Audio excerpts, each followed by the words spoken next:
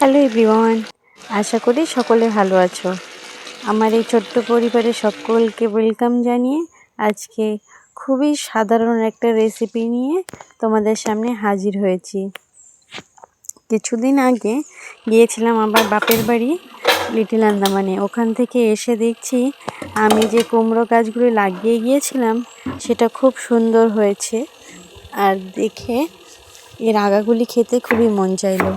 কারণ সবাই আমরা বাঙালিরা এই কুমড়ো শাকটা খেতে খুবই পছন্দ করি।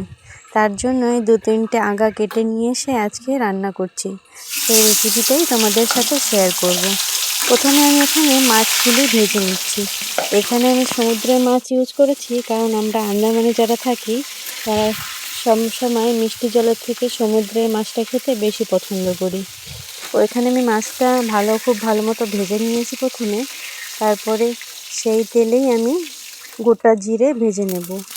গোটা জিরেটা ভেজে আমি কিছুটা পরিমাণ উঠিয়ে রেখে দেব, আর বাকিটাতে থেতো করে রাখা রসুন দিয়ে দেব। রসুনটা একটু হালকা নেড়ে চেড়ে ভেজে নিয়ে আগে থেকে যে আলুটা কেটে রেখেছিলাম সেটা অ্যাড করে দেব। আলুটা দিয়ে হালকা নেড়ে চেড়ে একটু ভেজে নেব। আলুটা যখন হালকা একটু ভাজা হয়ে যাবে তখন আমি যে শাকগুলি কেটে বেছে রেখেছিলাম সেটাকে অ্যাড করে দেব। শাকটাকেও দেওয়ার পরে আমি এতে অ্যাড করে দেব নুন আর হলুদ।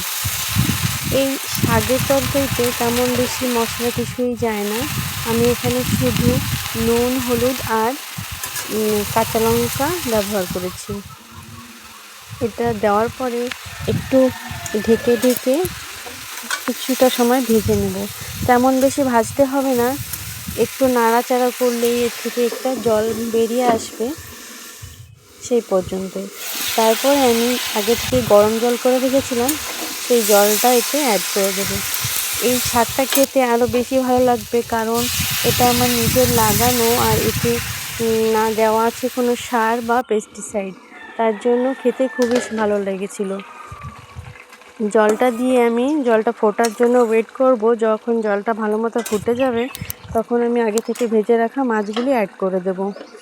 মাছটা দেওয়ার পরে আবার আমি কিছুক্ষণ ঢেকে রেখে দেব। ঝোলটা ভালো মতো ফোটার জন্য ওয়েট করব। যখন প্রায় তরকারিটা হয়ে আসবে তখন আমি যে জিরেটা আগে ভেজে উঠিয়ে রেখেছিলাম সেটা একটু পেটে দিয়ে দেব। তো আজকের সিম্পল রেসিপিটা রেডি। ভিডিওটা তোমাদের কেমন লাগলো নিশ্চয়ই বলবেন। ধন্যবাদ।